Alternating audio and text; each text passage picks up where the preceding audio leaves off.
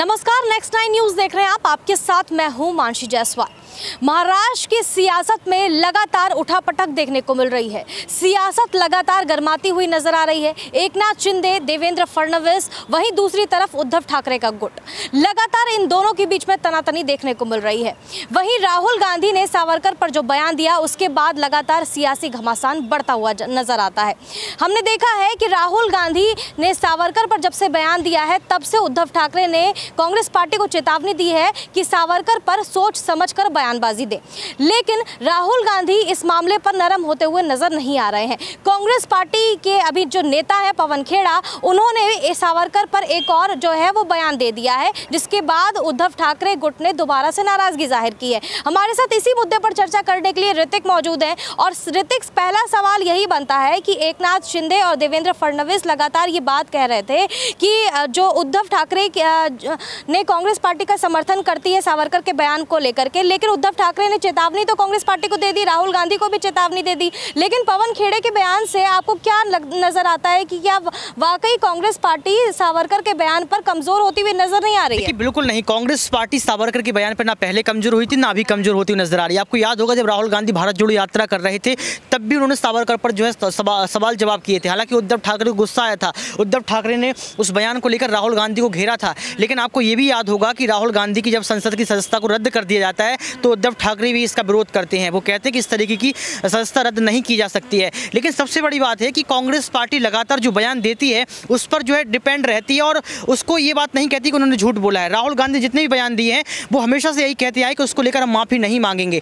पवन खेड़ा का जिक्र कर लें, पवन खेड़ा लगातार बीजेपी पार्टी पर कटाक्ष करते हैं। आपको याद होगा जब वो अधिवेशन में जा रहे थे, उनकी फ्लाइट को रोक लिया गया था, पवन खेड़ा पर जो है आरोप प्रत्यारोप लगाए गए थे। लेकिन यहाँ पर अगर देखा जाए तो वीर सावरकर को लेकर जो भी राहुल गांधी बोलते आए हैं, अगर इस पर उद्धव ठाकरे को दिक्कत है या फिर महाराष्ट्र के किसी भी नेता को दिक्कत है, तो साफ तौर पर आपको मुकदमा करना चाहिए, आपको केस दर्ज करवाना चाहिए। जिस तरीके से यहाँ पर देखा जाए तमाम केस दर्ज होते हैं। लेकिन राहुल गांधी लगातार यही कहते हैं कि मैं सावरकर नहीं हूँ, मैं गांधी हूँ, मैं झुकता नहीं हूँ। तो आप समझ सकते हैं कि यहाँ पर कहीं ना कहीं एक किसी विशेष नाम को लेकर राजनीति और सियासत खेलने का जो है यहाँ पर ढंग बनाया जाता है। राहुल गांधी कहते हैं कि वो झुकने वालों में से नहीं है। ऐसे में क्या महाविकास अघाड़ी गठबंधन टूट की कगार पे है? महाराष्ट्र में ऐसी स्थिति नजर आ रही है? देखिए, बिल्कुल गठबंधन टूट सकता है, ये बिल्कुल बड़ी बात है। हमेशा से हम लोग देखते इस चीज़ को आए हैं। लेकिन सबसे अहमियत इस बात को हम लेकर आए हैं कि जो उद्धव ठाकरे की इस वक्त स्थिति है वो बहुत दयनीय है, क्योंकि उद्धव ठाकरे आज भी शिवसेना के पीछे भाग रहे हैं। उनको ये विश्वास है कि शिवसेना उनकी हो जाएगी, धनुष बाण उनका हो जाएगा। लेकिन जहाँ तक हम देखें, जो गठबंधन आप टूटने की बात कर रहे हैं, अगर उद्धव ठाकरे को यहाँ पर कहीं ना कहीं अपने आप को बखूबी दिखाना है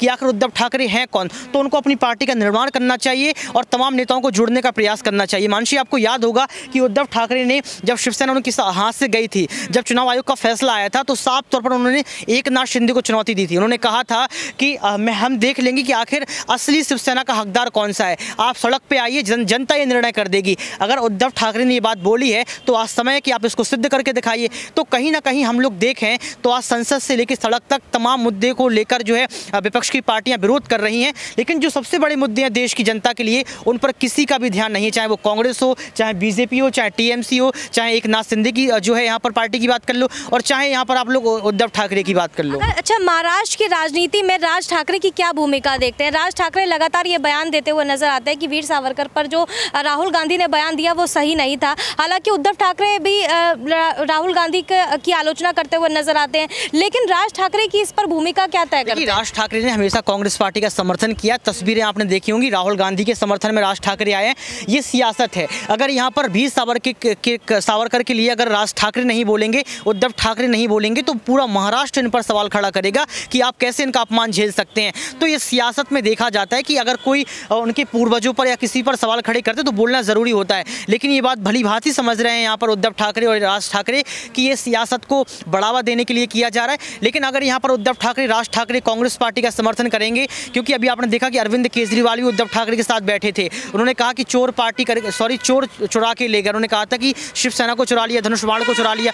तो कहीं ना कहीं उद्धव ठाकरे को अपने आप को मजबूत करना है तो कांग्रेस को भी लेकर चलना पड़ेगा, आम आदमी पार्टी को भी लेकर के चलना पड़ेगा, तमाम पार्टियों को लेकर चलना पड़ेगा। लेकिन जो आप सावरकर की बात कर रहे हैं, हाँ ये मुद्दा इस तरीके की बात राहुल गांधी को हालांकि नहीं भी करना चाहिए, क्योंकि आप किसी पर सवाल खड़े करते तो कोई आप पर भी सवाल खड़ा कर सकता है। लेकिन उद्धव ठाकरे का अंतरिम फैसला क्या होगा, क्या कुछ कहेंगे, क्या गुस्सा निकालेंगे, वो देखना भी बाकी है। अच्छा, एकनाथ शिंदे और देवेंद्र फडणवीस की अगर बात की जाए तो सीटों के बंटवारे को लेकर के दोनों में ऐसी बात कही जा रही है कि संबंध ठीक नहीं चल रहे हैं, दोनों में तनातनी की खबरें नजर आती हैं। तो ऐसे में महाराष्ट्र की राजनीति आगे के आने वाले समय में कैसे देख रहे हैं? लग रहा है कि एकनाथ शिंदे अगर नाराज चलते हैं सीटों के बंटवारे को लेकर के, तो क्या आने वाले समय में उनका क्या स्टेप होने वाला है? देवेंद्र फडणवीस की अगर बात करें और यहाँ पर हम लोग अगर एकनाथ शिंदे की बात करें तो उनके बीच आंतरिक कलह लगातार है, क्योंकि देवेंद्र फडणवीस का सपना था सीएम बनने का, जो कि पूरा नहीं हुआ, और एकनाथ शिंदे ये फिर से सपना देख रहे हैं कि जो विधानसभा चुनाव आए उसमें वो फिर से सीएम बने। तो कहीं ना कहीं ये जो सीएम वाली कहानी है हर एक राज्य में देखने को मिल रही है। आप राजस्थान जाइए, वहाँ भी आपको ये एग्जाम्पल मिलेगा,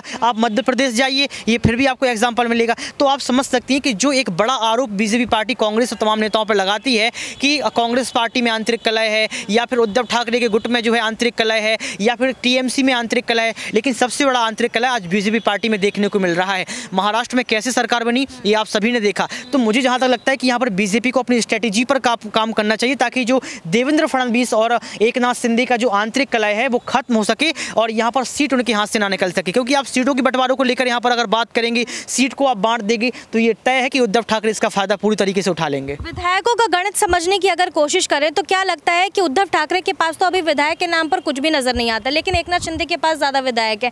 ऐसे में अगर सुप्रीम कोर्ट का फैसला उद्धव ठाकरे के समर्थन में आ जाता है, चुनाव चिन्ह उनको वापस मिल जाता है, तो क्या विधायक अपने खेमे में लाने में कामयाब हो पाएंगे उद्धव ठाकरे? ये कई बार देखा गया है और मुझे पता है सत्ता पक्ष में जो होता है उसका पड़ला हमेशा भारी होता है, चाहे उद्धव ठाकरे हो चाहे बीजेपी पार्टी की बात कर लो। सबसे बड़ी बात यह है कि यहाँ पर जो आप विधायकों की चर्चा कर रही हैं, आम आदमी पार्टी के पास कितने विधायक थे? आम आदमी पार्टी के पास चेहरों की कमी हमेशा से रही है, लेकिन महज 10 साल में राष्ट्रीय पार्टी बनी है। आपने गुजरात का चुनाव देख लिया, आपने गोवा का विधानसभा चुनाव देख लिया, कर्नाटक में सारी सीटों पर चुनाव लड़ रहे हैं। तो ये कतई मैटर नहीं करता कि आपके पास विधायक हैं कि नहीं है, विधायक का चेहरा कौन होगा। हालांकि अगर उद्धव ठाकरे को शिवसेना मिल जाती है या फिर यहाँ पर धनुष बाण उनको मिल जाता है तो कहीं ना कहीं विधायक भी वापसी करेंगे, और सबसे बड़ी बात है कि नए नए चेहरे भी आपको जुड़ने को मिल सकते हैं। लेकिन सबसे बड़ा सवाल यह है कि उद्धव ठाकरे को अपने ऊपर काम करना पड़ेगा, क्योंकि उद्धव ठाकरे जो बड़ा सपना देख रहे हैं इसके लिए आपको तमाम राजनेताओं की जरूरत है कि वो आपके साथ जुड़े हैं, तमाम पार्टियों को समर्थन की जरूरत है, और सबसे बड़ी बात महाराष्ट्र की जनता की समर्थन की जरूरत है। अच्छा, 2024 के लिहाज से अगर देखा जाए तो 2024 का चुनाव बेहद नजदीक है। अब ऐसे में महाराष्ट्र में भी विधानसभा चुनाव हो सकते हैं जल्दी, तो ऐसे में क्या कयास लगाए जा रहे हैं कि भारतीय जनता पार्टी की क्या भूमिका है महाराष्ट्र में? और दूसरी तरफ आप देखेंगे कि 2024 के लिए सारी पार्टियों ने तैयारियां शुरू कर दी हैं। क्या तमाम विपक्षी पार्टियों को एकजुट आने की जरूरत है इस वक्त? बिल्कुल एकजुट आ ही रही हैं लगातार। देखें टीएमसी की बात कर लो, आप यहाँ उद्धव ठाकरे की बात कर लो, अरविंद केजरीवाल की बात करो। मैं आपको एग्जांपल देता हूँ, आपको याद होगा अरविंद केजरीवाल की तस्वीर आपने उद्धव ठाकरे के साथ देखी, अरविंद केजरीवाल की तस्वीर आपने तेजस्वी यादव के साथ देखी, अरविंद केजरीवाल आपको जो है अखिलेश यादव के साथ नजर आए, आपको याद होगा संजय सिंह जो है मल्लिकार्जुन खड़गे के साथ नजर आते हैं।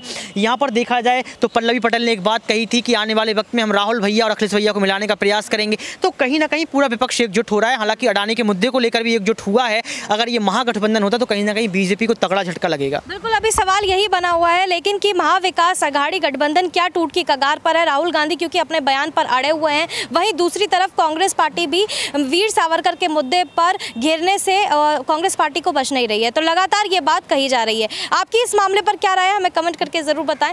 देश और दुनिया की तमाम बड़ी खबरों के लिए देखते रहिए Next 9 न्यूज़।